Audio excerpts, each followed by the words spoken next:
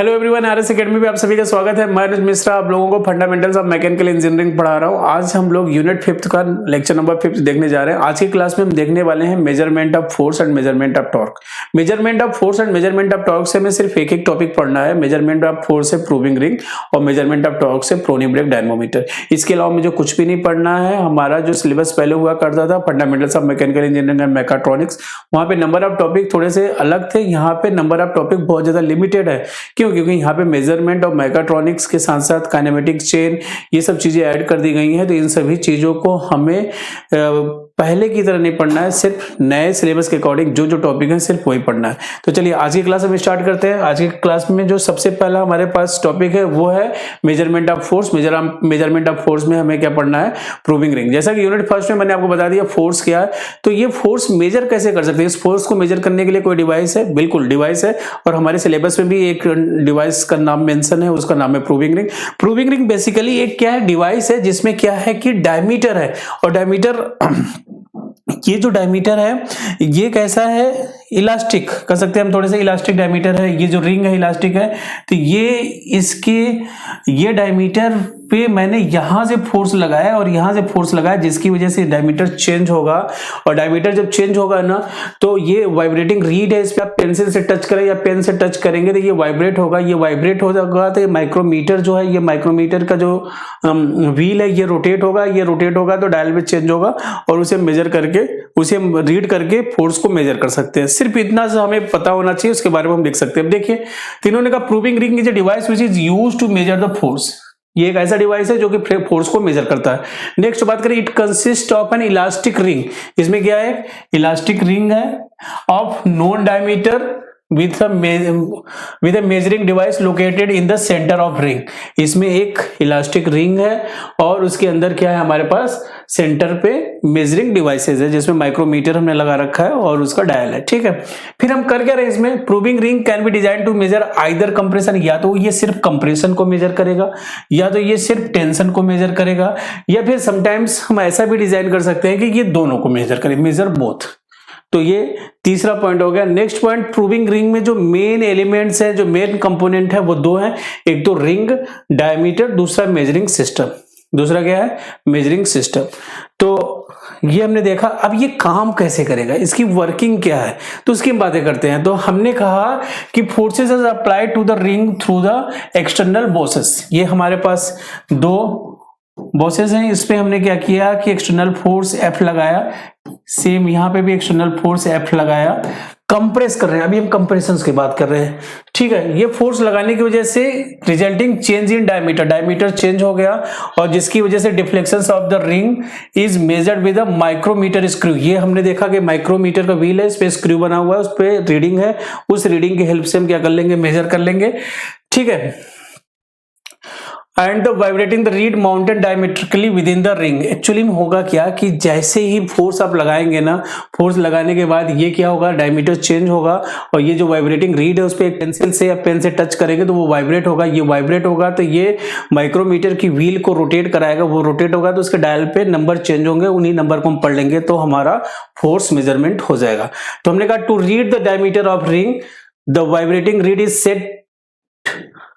Set in motions by gently tapping it with a pencil. यदि आप चाहते हैं कि वो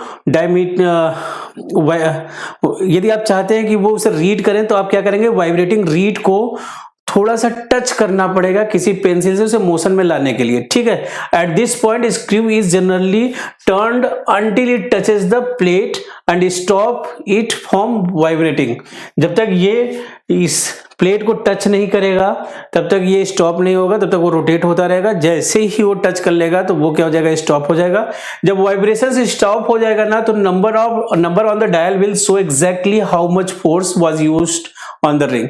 तो जितना, जैसे ही वो स्टॉप होगा वाइब्रेट होना, जैसे ही स्टॉप होना वाइब्रेट होगा तो उसमें नंबर चेंज हो चुके हैं। वो नंबर को हम पढ़ लेंगे तो हम जान जाएंगे, उसे नंबर हमारे जो होंगे उसे फोर्स से इक्वली हम डिफाइन कर सकते हैं कि एक डिजिट में कितने फोर्स होंगे, वो पूरा मेंशन होगा, और उसी के बिहाफ पे हम फोर्स का मेजरमेंट कर लेंगे और एग्जैक्टली वो बताएगा कि कितना फोर्स लगा था। तो कितना आसान था। तो ये डिवाइस का फायदा होता है, ठीक है।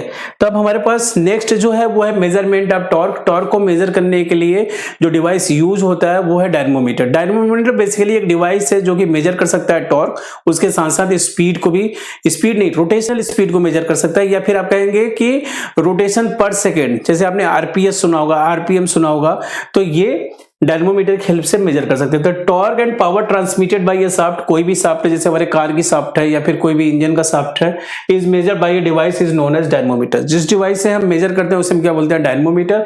डायनमोमीटर बेसिकली एक डिवाइस है जिसे हम डिफाइन कर सकते हैं कि that is used to measure the torque and the rotational speed. जिसे मैंने अभी बताया आरपीएस, 1 सेकंड में कितने रोटेशंस हो रहे हैं, या फिर आरपीएम 1 मिनट में कितने रोटेशंस हो रहे हैं, इनकी बातें हो रही है। तो हमारे सिलेबस में जो डिवाइस है वो है पावर एब्जॉर्प्शन डायनमोमीटर।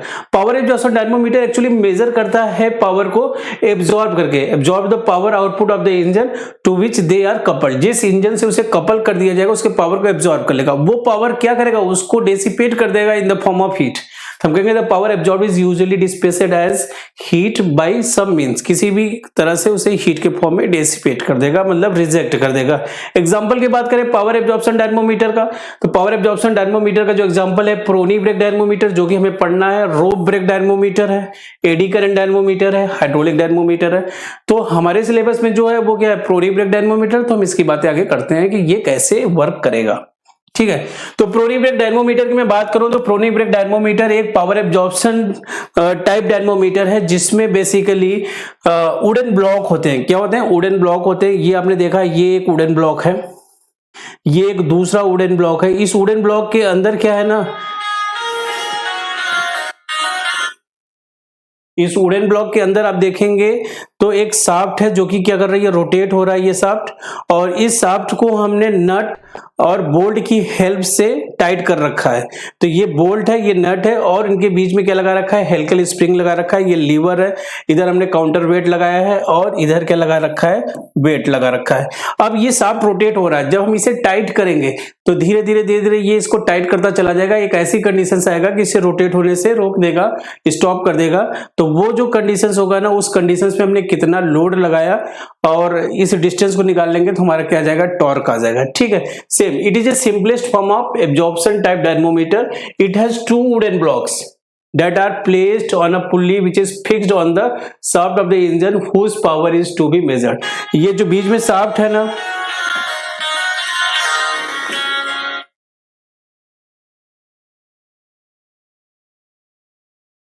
ये जो बीच में शाफ्ट आपको दिख रहा है, ये शाफ्ट जो है रोटेट हो रहा होगा, और इसकी पावर हमको मेजर करनी है। तो ये किसी इंजन का शाफ्ट होगा, ये क्या होगा? किसी इंजन का शाफ्ट होगा।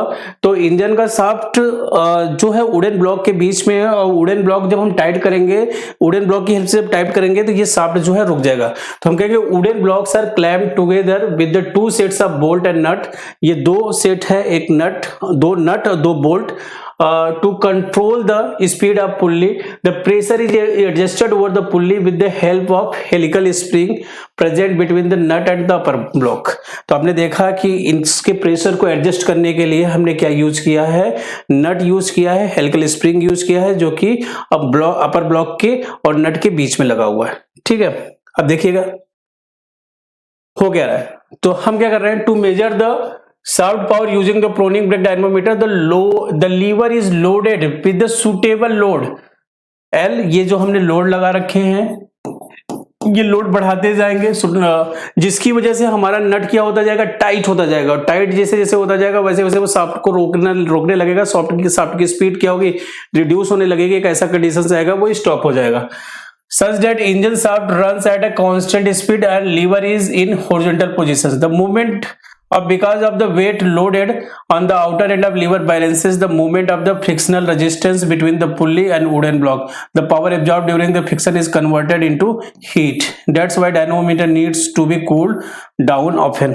एक्चुअली में हो गया रहा है कि हमारे जो शाफ्ट के अंदर है वो पावर है, वो रोटेट हो रहा है किसी कांस्टेंट स्पीड से। हम वुडन ब्लॉक से उसको टाइट करने की कोशिश कर रहे हैं और टाइट करने की वजह से उनके बीच में, वुडन ब्लॉक और शाफ्ट के बीच में फ्रिक्शंस बढ़ता जा रहा है। फ्रिक्शंस की वजह से हीट जनरेट हो रहा है, उसके पास जितनी पावर है सब हीट में कन्वर्ट हो रहा है फ्रिक्शंस के थ्रू।